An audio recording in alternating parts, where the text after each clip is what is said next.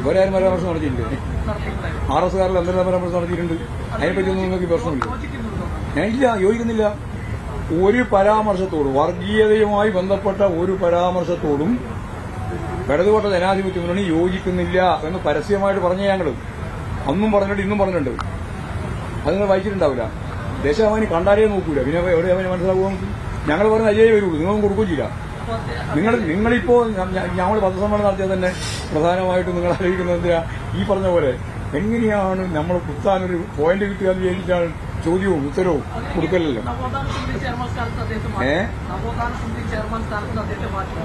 മാറ്റണമെന്നോ മാറ്റണമെന്നുള്ള അഭിപ്രായം ഉണ്ടോ? അല്ല, നിങ്ങളെ അഭിപ്രായം പറ, നോക്കാം. അല്ല, എന്റെ അഭിപ്രായം ഞാൻ വയ്ക്കപ്പെടാം. നിങ്ങൾ പറ, നിങ്ങളല്ലേ ആ ഡിമാൻഡ് വെച്ചത്? ആ ഡിമാൻഡ് വെച്ചത് നിങ്ങളാണ്. നിങ്ങളുടെ അഭിപ്രായം പറഞ്ഞു. തെറ്റ് തന്നെയാണ്. പരാമർശം മുഴുവൻ തെറ്റാണെന്നല്ല പറഞ്ഞത്. ഈ നവോത്ഥാന നായകർ ഉന്നയിച്ചിട്ടുള്ള കാര്യങ്ങൾ ഉൾപ്പെടെ ആര് പറയുന്നതിനും നമ്മൾ സ്വാഗതമാണ്. എന്നാൽ അതിന്റെ മറവിൽ വർഗീയമായ എന്തെങ്കിലും കാര്യങ്ങൾ പറയുന്നതിനോട് ഞങ്ങൾക്ക് യോജിക്കില്ല. ഇതാണ് അന്നേ പറഞ്ഞത്, ഇന്നും അത് തന്നെയാണ് പറയുന്നത്. ഒരു വ്യത്യാസമില്ല.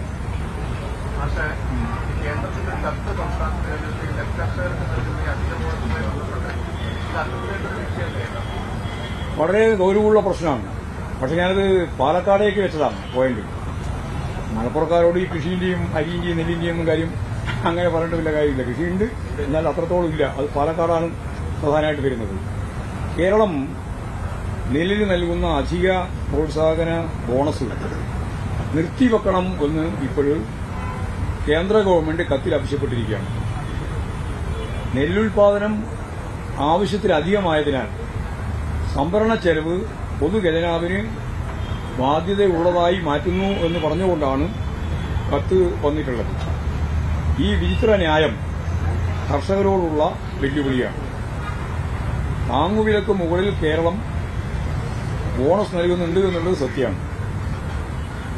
സംസ്ഥാന സർക്കാർ കിലോക്ക് 6 രൂപ 31 പൈസയാണ് അധികമായി നൽകുന്നത്. ഇത് കർഷകർക്കുള്ള വലിയ പിന്തുണയാണ്. അപ്പോൾ നെൽ കർഷകർക്ക് നൽകാനുള്ള സഹായത്തിൽ കേന്ദ്ര വിഹിതം യഥാർത്ഥത്തിൽ നമുക്ക് തരുന്നില്ല. ആയിരക്കണക്കിന് കോടി തരാൻ ബാക്കിയാണ്.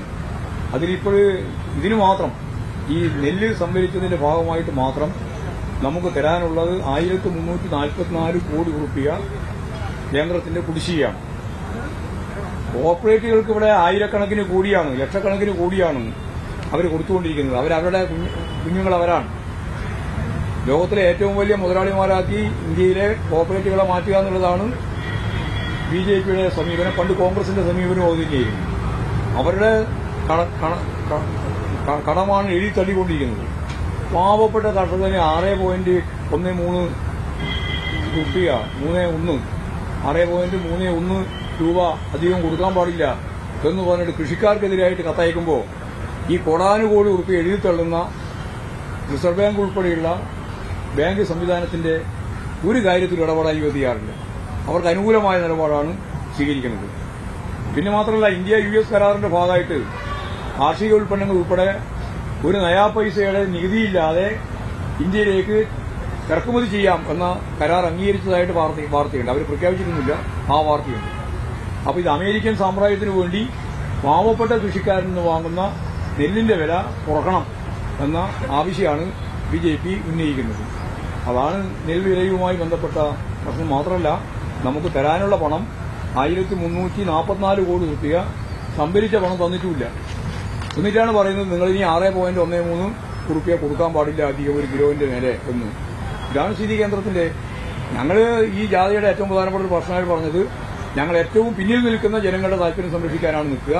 അവർ വലതുപക്ഷം എന്ന് പറയുന്നത് ഇന്ത്യയിലെ ഏറ്റവും വലിയ കോർപ്പറേറ്റുകളുടെ താല്പര്യം സംരക്ഷിക്കാനാണ് നിൽക്കുന്നത്. അതിന്റെ ഏറ്റവും പ്രധാനപ്പെട്ട തെളിവാണ് നെല്ല് സംഭരണവുമായി ബന്ധപ്പെട്ട കാര്യം.